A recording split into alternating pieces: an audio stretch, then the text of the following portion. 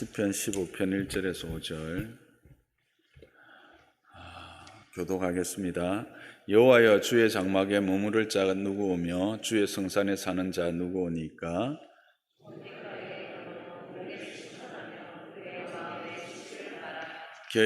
그의 혀로 남을 허물하지 아니하고 그의 이웃에게 악을 행하지 아니하며 그의 이웃을 비방하지 아니하며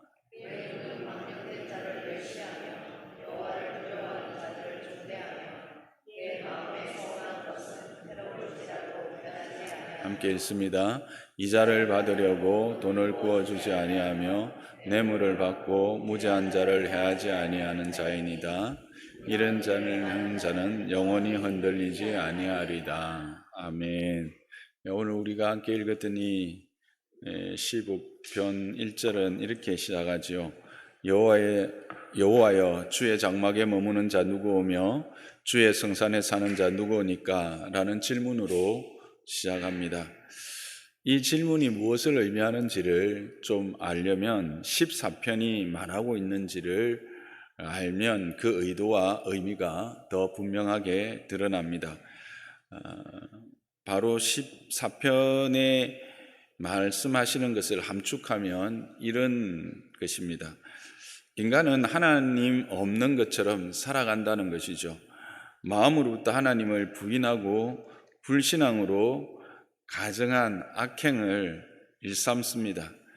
그래서 선한 것과는 상관없이 살아가는 것이 인간들이라는 겁니다.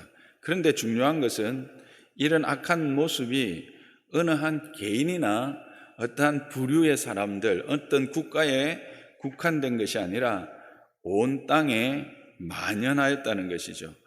그래서 다윗은 이렇게 선언합니다.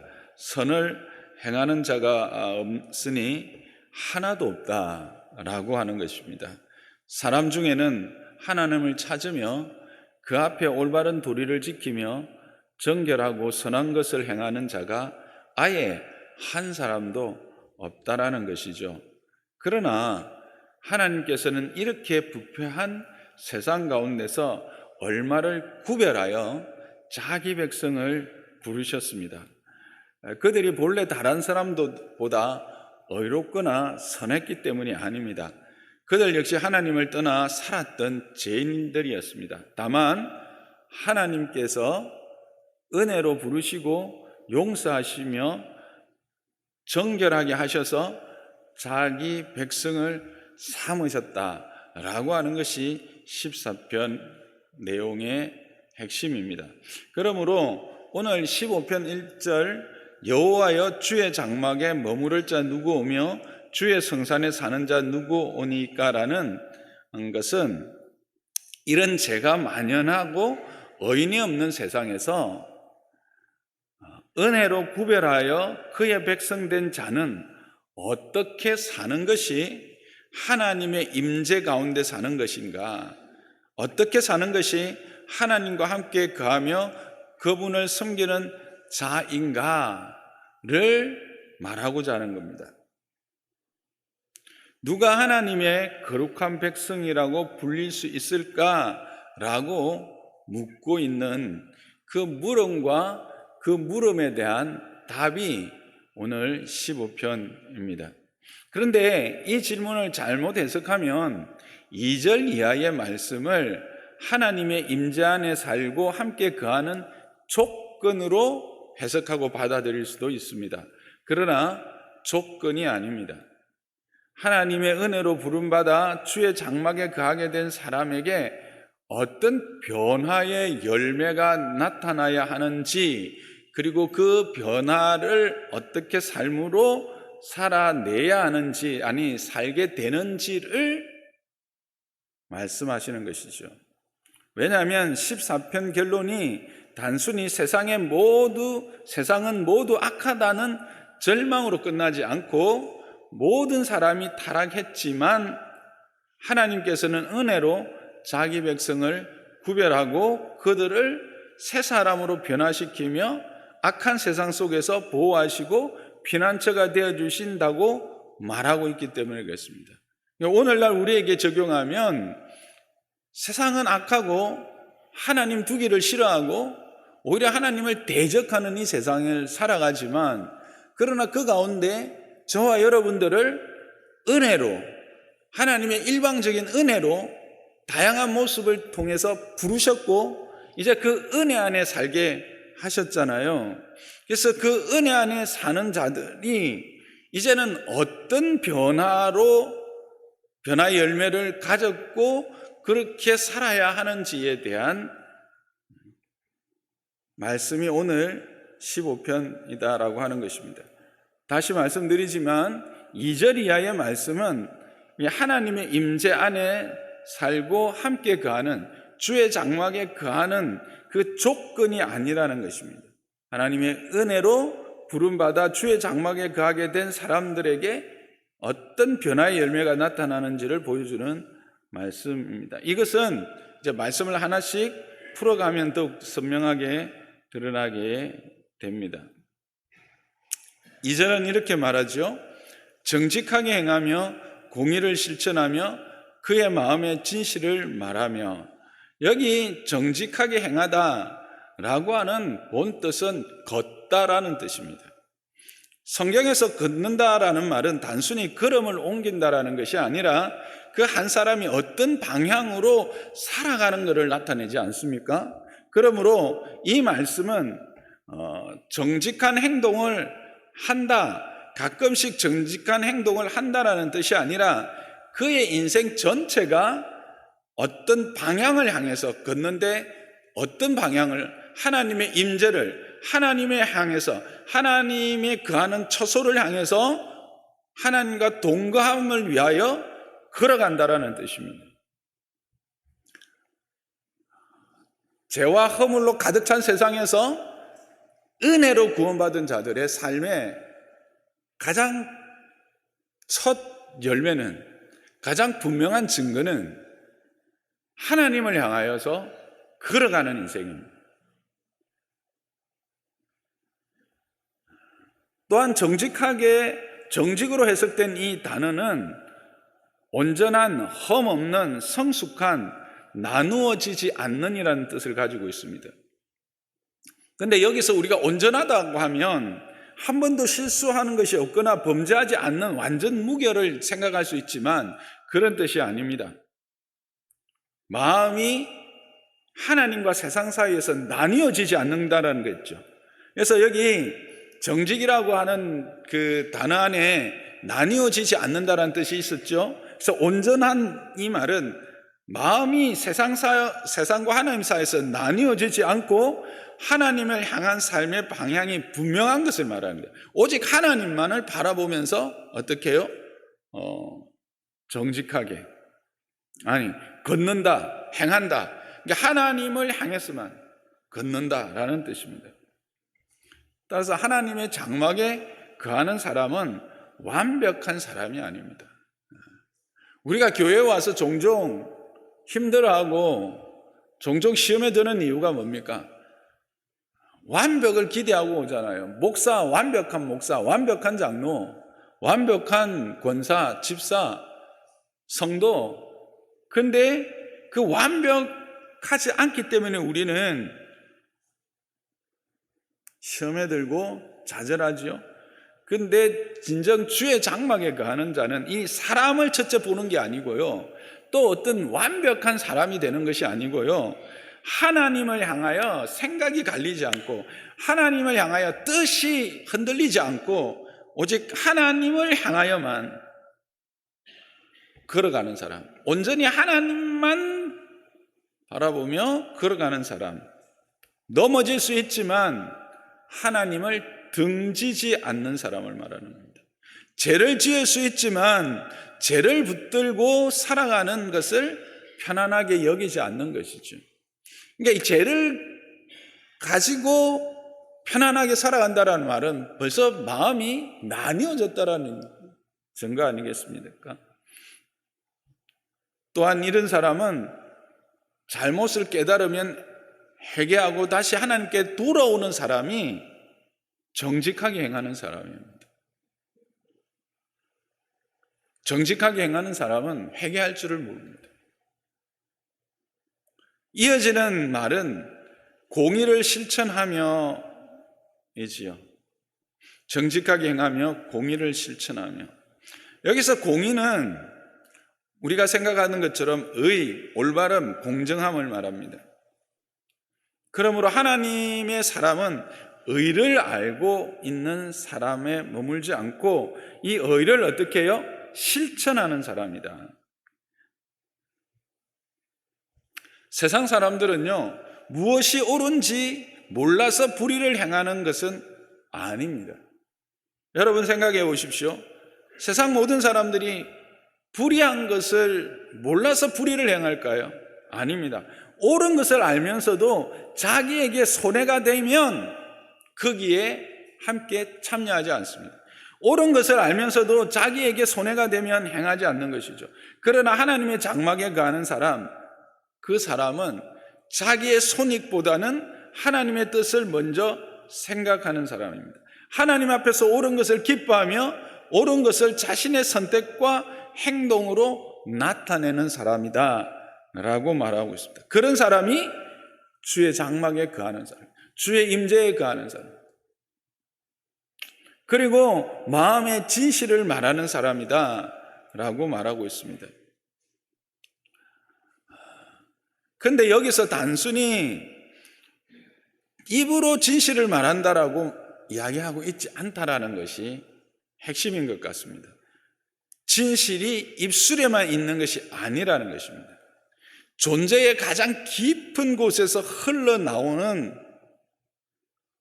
그 마음에서 진실이 고백되어지는 사람. 겉으로는 옳은 말을 많이 하면서도 속으로는 다른 의도를 품는 사람들이 우리는 많이 보고 있지 않습니까? 말만 들으면 얼마나 정의롭고 얼마나 온전한 사람인지 모르고 참으로 훌륭한 사람인 것 같고 정말 존경하고 따르고 싶은 사람인데 시간이 지나고 또 그의 과거는 뭐 지나갔다 하더라도 그 이후의 삶들을 볼 때 말하는 것이 삶으로 드러나지 않는 거예요. 그러면 그 사람은 뭘까요? 단순히 입으로 진실을 말한 사람, 마음에서 진실을 말한 사람이 아니라는 거예요. 말과 마음이 다르지 않고 신앙과 생활이 다르지 않고 교회에서 모습과 가정이나 직장에서의 모습이 다르지 않는 사람을 말하는 것입니다. 그러므로 2절의 세 가지 이 표현은 따로 떨어진 것이 아닙니다. 마음속에 진실이 있기 때문에 의로운 행동으로 나오고 그 의로운 행동이 인생 전체를 온전하게 하나님을 향하여 걸어가는 사람, 그 사람이 여호와의 장막에 거하는 사람, 여호와의 임재 가운데 거하는 사람, 여호와와 함께 걷는 사람이라는 것입니다. 하나님의 은혜는 우리의 이름만 성도로 바꾸어 놓지는 않습니다. 하나님의 은혜는 진실하게 우리가 그 앞에 서면 우리의 말을 바꾸고 우리의 마음을 바꾸고 우리의 마음을 먼저 바꾸고 그 마음에서부터 나오는 말을 바꾸고 그 말을 따라서 행동을 바꾸고 살아가는 방향을 바꿔 놓지 않습니까? 이와 같은 것이 지금 1절에 녹아 있는 것입니다. 하나님은 우리를 찾아오셔서 우리의 마음을 바꾸시고 우리의 말을 바꾸시고 행동을 바꾸시고 살아가는 방향을 바꾸어 놓으셔서 그분과 함께 동행하는 삶을 누리게 된다라는 것입니다. 2절이 조금은 긍정적으로 우리가 무언가를 해야 되는 것으로 그의 임재 가운데 그의 장막에 거하는 사람이 어떤 사람인가를 보여줬다면 3절은 무언가를 하지 않으므로 조금은 부정적인 소극적인 의미로 우리에게 말씀하고 계십니다. 먼저 혀로 남을 허물하지 않는 사람입니다. 허물하다라고 하는 이 단어는 발로 이곳저곳을 돌아다닌다는 뜻에서 출발합니다. 따라서 남의 말을 이곳저곳으로 옮기며 험담하고 중상하는 것을 허물한다라고 하는 말의 히브리어 원어적 의미입니다. 어떤 사람은 자신이 직접 거짓말을 만들지 않았기 때문에 책임이 없다고 생각합니다. 그러나 확인되지 않는 말을 옮기고 다른 사람들의 그 말을 퍼뜨리고 남의 약점을 이야기를 소재로 삼아서 나누는 것은 주의 장막에 거하는 구별된 백성이 행할 바가 아니다라는 것입니다.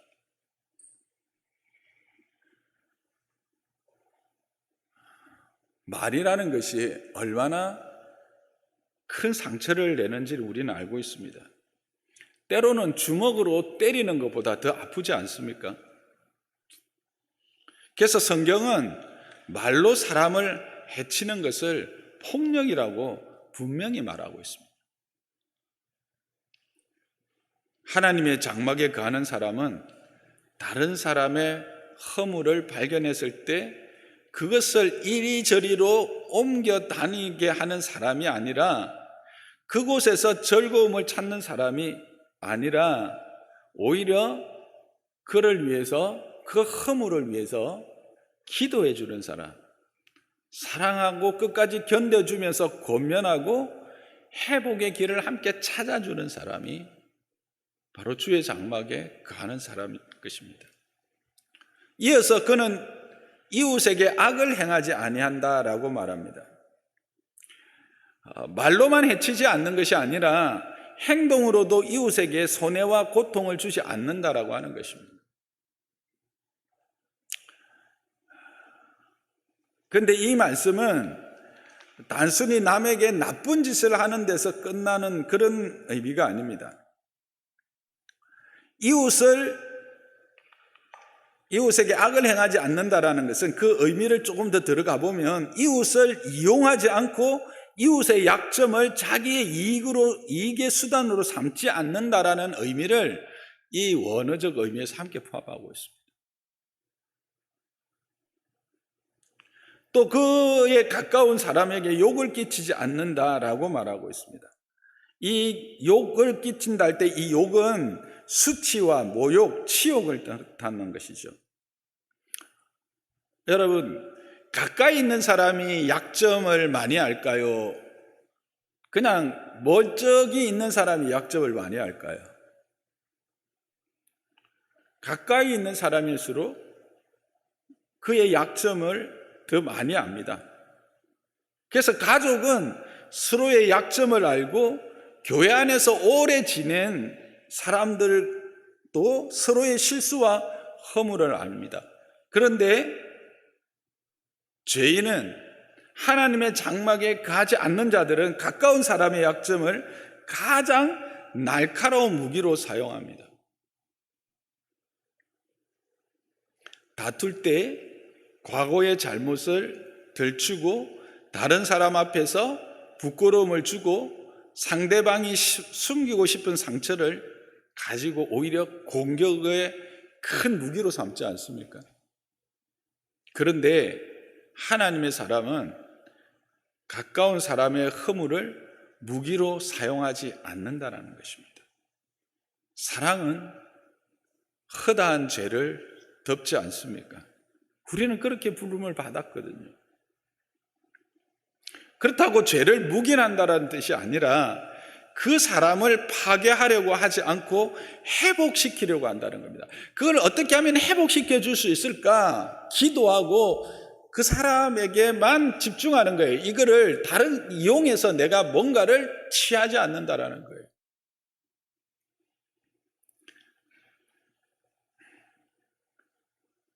이해를 하시겠죠?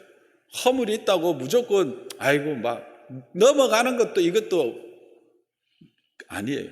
단지 내가 그것을 이용해서 퍼뜨리거나 그것을 이용해서 내 유익을 챙기지 않는다라는 거예요.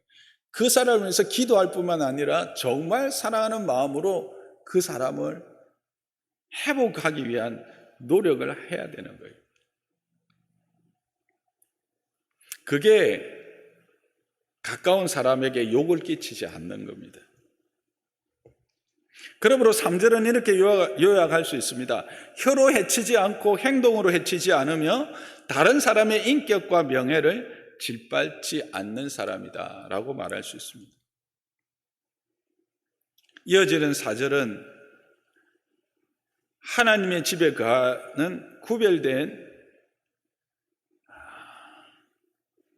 그 사람의 눈은 망령된 자를 멸시하며 여호와를 두려워하는 자를 존대한다 라고 하는 말씀을 주고 있습니다. 여호와의 집에 거하는 구별된 사람의 눈은 망령된 자를 멸시하며 여호와를 두려워하는 자를 존대한다. 여기서 그의 눈은 망령된 자를 멸시한다. 이게 좀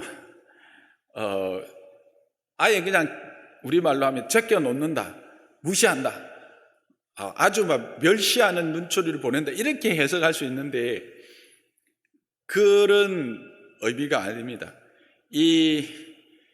그 두 가지 의미로 그 히브리어 문장 구조를 가지고 보면 두 가지 의미로 해석할 수 있습니다. 첫 번째는 멸시받아 마땅한 것에 시선을 주지 않는다라는 것입니다. 이 말은 내 밖에 있는 죄악, 다른 사람의 악으로 말미암아 자기를 더럽히지 않는다라는 뜻입니다. 세상에서부터 자기를 지켜서 항상 정결하게 한다는 뜻입니다. 그는 오직 하나님을 경외하는 자들을 존중하고 귀중하게 여기면서 멸시받아야 할 것들, 추하고 더러운 것들에게는 눈길조차 주지 않고 끊어버리고 멀리한다라는 뜻입니다. 그리고 오직 하나님을 경외하는 자들의 경건함과 참으로 사모할 만한 아름답고 귀한 것, 신령한 것들에게 시선을 둔다. 그걸 귀중히 여긴다라고 하는 의미입니다. 주님도 내 눈이 범죄하면 뽑아버리라는 말씀까지 하셨잖아요. 이제 그런 것으로 우리가 적용할 수 있습니다. 멸시받아 마땅한 것에 시선을 아예 두지 않는 거예요. 이게 망령된 자를 멸시한다라고 하는 첫 번째 의미고요.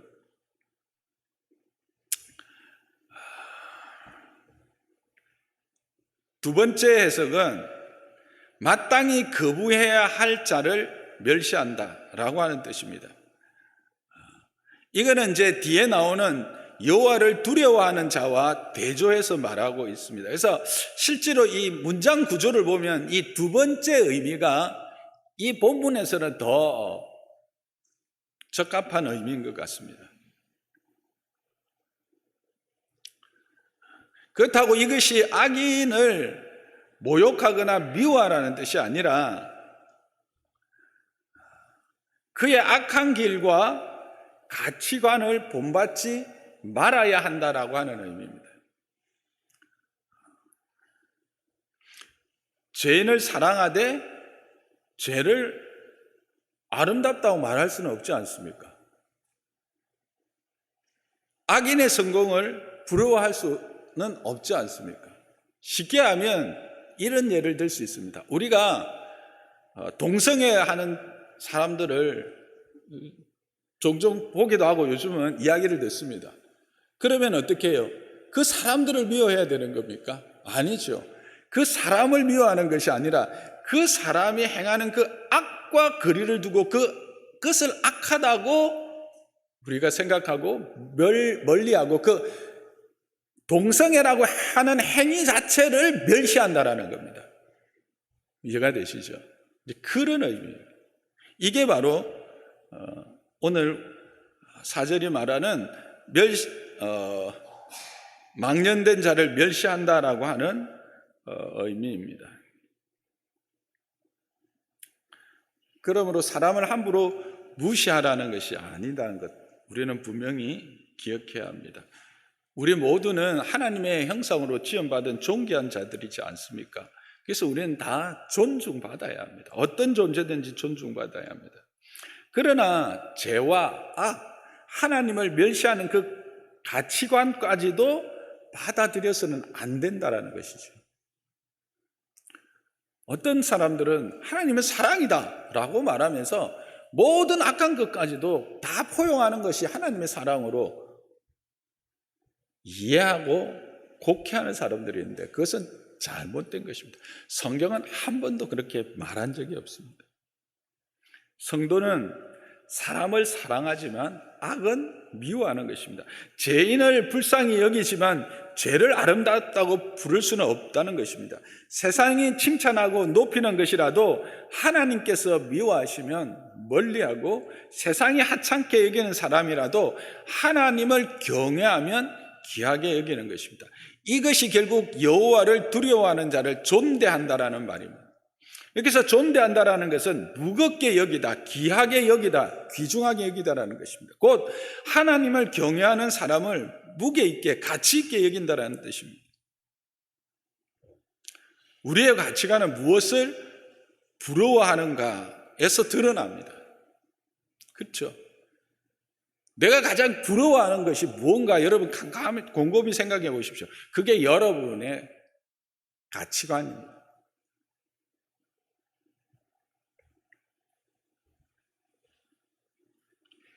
4절 후반절은 이렇게 이야기합니다. 그래서 그의 마음에 소원한 것은 해로울지라도 변하지 아니한다.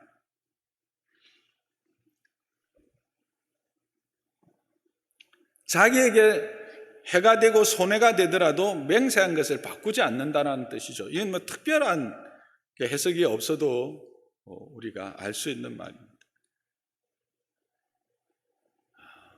우리가 약속할 때는 자기에게 유익일 것이라고 생각하고 대부분 약속을 합니다. 그런데 시간이 지나다 보면 어떻게 됩니까? 그것이 손해가 될 때가 많습니다. 나의 희생을 요구할 때가 많다는 것이죠. 그때 핑계를 만들고 말을 바꾸지 않는다라는 것입니다. 하나님의 사람은 자기의 이익에 따라서 이와 같이 말을 바꾸고 마음을 바꾸고 진실을 바꾸지 않는 사람이라는 겁니다. 진실을 말할 뿐만 아니라, 앞에서 말했던 진실을 말할 뿐만 아니라, 마음 깊은 곳에서 나오는 진실을 말할 뿐만 아니라 그것을 끝까지 지켜내는 사람, 손해를 감수하면서도 약속을 지키는 사람. 하나님께서 우리에게 베푸신 은혜가 바로 그런 은혜지 않습니까? 하나님께서는 자기에게 자기가 언약하신 것을 변개하십니까? 인생이 아니시니 후회가 없으시고요. 한 번 말씀하신 것은 결코 변개하지 않으시는 분이 우리의 아버지십니다. 우리가 신실하지 못할 때에도 하나님은 신실하셨고, 우리가 약속을 떠났을 때도 하나님은 신실하셔서 우리를 떠나지 않으셨던 것이죠. 그리고 그 약속의 궁극적인 선물인 그리스도를, 독생자를 내어주시기까지 그 약속에 신실하셨던 하나님, 그가 바로 우리의 아버지라. 그래서 그 은혜를 입은 성도들은 어떻게 살아야 되느냐? 그 열매가 무엇이냐? 바로 이와 같은 것이라는 겁니다. 이 신실함의 열매를 맺는다는 겁니다. 부부 사이에서의 약속, 결혼할 때 손에 물 안 묻혀주겠다고 했으면 물 안 묻혀주셔야 돼요. 그래서 저는 처음부터 그런 약속 안 했어요. 결혼할 때 내가 당신은 호강은 못 시킨다, 이거 분명히 이야기했어요. 그런데 내가 당신을 끝까지 사랑은 한다, 그 약속을 했어요. 지금도 사랑합니다. 교회 안에서의 약속, 이웃과 맺은 약속을 가볍게 여기지 않는다는 거예요. 오늘 우리 사회가 흔들리는 이유가 뭡니까? 그 가운데 아주 중요한 것이 약속이 너무 가벼워졌기 때문에 그렇습니다. 그렇지 않습니까? 정치인의 약속, 사회 지도자들의 약속, 관계의 약속, 이런 약속들이 너무나 쉽고 너무나 가벼워져 버린 거예요. 책임지려고 하지 않는 거예요. 그러나 하나님의 장막에 거하는 사람의 말에는 무게가 있어야 하는 것입니다. 얘는 얘가 되고 아니요는 아니요가 되어야 하는 거예요. 그리고 주의 장막에 거하는 자는 5절입니다. 이자를 받으려고 돈을 구워주지 아니하며 뇌물을 받고 무죄한 자를 해하지 아니한 자라고 합니다. 그런데 이 이자라고 하는 이 히브리어가 참 재미있습니다. 이 이자라고 하는 히브리어 단어의 뜻은 물다, 물어 뜯다라는 뜻입니다. 여기와 관련되어 있습니다. 즉 돈을 빌린 사람을 물어 뜯듯이 착취하는 이자를 가리키고 있는 겁니다. 그러니까 이게 어떤 금융 거래의 어떤 일반적인 이자를 말하는 게 아니고요. 이자를 받으려고 돈을 꾸지 않는다라고 하는 여기에서 일반적인 금융의 어떤, 이거 들으면 이제 금융에 종사하시는 분들은 예수 믿는 사람 한 명도 있으면 안 돼. 근데 이게 아니라 여기에 이자에 해당하는 단어가 뭐다? 물다, 물어 뜯다, 이런 의미가 있어서 이자를 받으려고 돈을 꾸지 아니한다라고 하는 것은, 꾸어주지 아니한다라고 하는 것은 돈을 빌린 사람을 물어 뜯듯이 착취하는 이자를 물리지 않는다라는 거예요.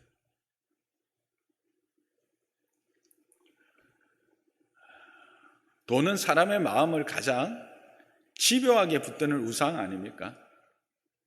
돈 때문에 이웃을 이용하고 돈 때문에 의리를 버리고 돈 때문에 옳은 것들을 그러게 바꾸어 버립니다. 그러나 하나님의 장막에 거하는 사람, 그 사람은 이웃의 어려움을 자기의 이익의 기회로 삼지 않는다라는 거예요. 절박하면 절박할수록 이자를 많이 받을 수 있어요. 그렇죠? 그는 착취하는 거라는 거예요. 물어 뜯는 거라는 거예요. 또 뇌물을 받고 무죄한 자를 해하지 않는다라고 말합니다. 재물과 이익에 대한 욕심 때문에 무죄한 사람을 죄인으로 만들고 옳은 판단을 굽히지 않는다라는 것입니다. 여러분, 뇌물은 반드시 재판정에서 오고 가는 돈을 뜻하는 것만은 아닙니다. 여기서 말하는 뇌물은 자신의 유익을 위해서 진실을 왜곡하고 힘 있는 사람의 편에 서서 악한 사람에게 불리한 판단을 내리는 모든 행위가 바로 이 뇌물이라는 말에 포함되어집니다.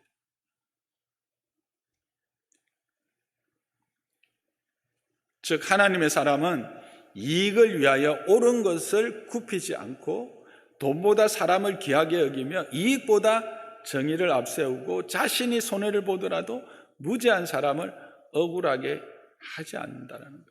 그런데 이런 사람은요, 어떻다고요? 영원히 흔들리지 않는다라고 합니다. 영원히 흔들리지 않는다. 영원히 넘어지거나 무너지지 않는다라는 뜻입니다. 이것이 앞에서 말했듯이 하나님의 임재 안에 있는, 교제할 수 있는 공로가 된다는 뜻이 아닙니다. 은혜로 부름받은 자로서, 용서받은 자로서, 죄와 허물로 죽었던 우리가 그리스도로 말미암아 살아나 그의 장막에 거하게 된 사람으로서의 삶의 모습이라는 겁니다. 그런데 여러분, 이렇게 풀어놓고 보면 우리 교회 성도들은 아닐 수 있지만 일반적으로 생각하는 주의 장막에 거하는, 주의 성산에 사는 사람의 모습과는 조금 차이가 있지 않으세요? 여러분 주의 장막에 거하는 사람이라고 하면 어떤 영적인 열심과 종교적인 경건의 모습이 먼저 떠오르지 않으세요? 새벽 기도를 빠지지 않고 성경을 많이 읽고 성경 지식이 풍부한 사람, 찬송을 뜨겁게 부르고 금식으로 기도하는 사람들을 우리는 생각할 수 있습니다. 물론 이런 경험이 아주 소중합니다. 이런 경험이 앞에서 말했던 그와 같은 삶을 살아가게 하는 아주 중요한 은혜를 또 힘을 공급해 주기는 합니다. 그러나 이 새벽 기도에 몇 번 참석했는지, 얼마나 오랫동안 기도했는지, 얼마나 영적 체험이 많은지, 얼마나 큰 은사를 받았는지가 우리로 하여금 주의 장막에 거하며 주의 성산에 거하는 사람, 사는 사람의 기준이 아니다라는 겁니다. 대신 묻는 것이 무엇입니까? 너의 마음에 진실을 말하고 있는가? 너의 혀로 다른 사람을 해치지 않는가? 너는 가까운 사람의 약점을 무기로 사용하지 않는가? 너는 무엇을 귀하게 여기며 무엇을 부러워하는가? 너는 손해를 보더라도 약속을 지키는가? 너는 돈을 사용하여 사람을 살리는가? 아니면 사람을 이용하는가? 돈을 벌고 있는가? 그것을 우리에게 물어보고 있다는 거예요. 이것이 하나님께서 보시는 경건이라고 하는 것입니다. 짧은 영상을 하나 보겠습니다. 여러분 이집트를 아시죠? 이집트는 주님이 구원을 이루는 부활과 성천 이후에 가장 빨리 복음을 받았던 지역 중에 하나입니다. 그런데 그 이후에 무슬림이 들어와서 지금은 90%가 무슬림이고 또 무슬림 국가입니다. 국교로 나라의 종교로 무슬림 이슬람을 채택하고 있는 중에 그래도 거기에 저 놀랐어요. 10%가 크리스찬들이래요. 경남은 10% 안 돼요. 장류 10% 안 돼요. 근데 그들이 참 어려운 환경 속에서도 살아가면서 이런 고백을 합니다. 잠시 보겠습니다. Passport. 패스코드. 노 카메라? 지금 찍지 말래 사람들. Because some of them they don't come from a Christian background, so just to keep them safe and for their privacy. What I get the insight from you is that there is no godly place and ungodly place. Actually, the marketplace is the most battlefield that is supposed to be. Exactly. Yeah. And we become a torchlight Yes. to them. Yes. And by being a torchlight is being with Jesus Christ. Yes. Exactly. It's just respecting people and appreciating them. It's like this is. Like I would have meetings with people and I would tell them like I'm really sorry, but I wanted to increase your salary this year with maybe a bigger percent, but I'm sorry. And they would say, you know, I know that I can go to other companies and get better pay, but I'm staying here because I like the environment here. I like what you've created here. You're giving us an environment where we feel safe, where we feel respected, where we feel appreciated. So, and a place to work at is not just the paycheck.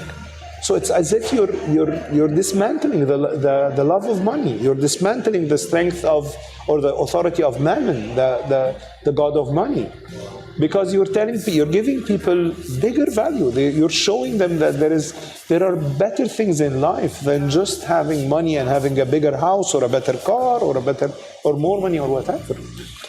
So because of that, I think we need more people of God who love God in every sphere of the society because it's changing the society. 교회는 늘 예배당 안에만 있지 않았습니다. A family and a couple and individuals who would always make people feel at home and always see people with God's eyes and with how God sees them. Not with what's just screaming out loud. As many times people would be, they're projecting their hurts, their journeys, their pains, their masks, their whatever, but not like their real identity that God has called them to. So we've always felt like we have sort of a role to play in many people's lives in this area. 누군가를 존중하는 일터에도, 아이를 위해 기도하는 부모의 방에도, 낯선 이를 환대하는 식탁에도 그곳에 교회가 있었습니다. 얼굴을 숨겨야 하는 땅에서 이 부부는 삶을 열어 복음을 살아내고 있었습니다. 히바와 라이드의 집은 그래서 작은 교회였습니다. 모두가 강단에 설 수는 없습니다. 모두가 선교지로 떠날 수도 없습니다. 그러나 누구나 집을 열 수 있고 일터에서 정직할 수 있고 한 사람을 하나님의 눈으로 바라볼 수 있습니다. 가장 오래된 신앙을 가장 위험하고 위태로운 자리에서 지켜온 땅. 하나님은 한 평범한 부부의 삶을 통해 우리에게 묻고 계신지도 모릅니다. 당신의 집은, 그리고 당신의 일터는 누군가가 하나님을 만나는 작은 교회가 되어야 합니다.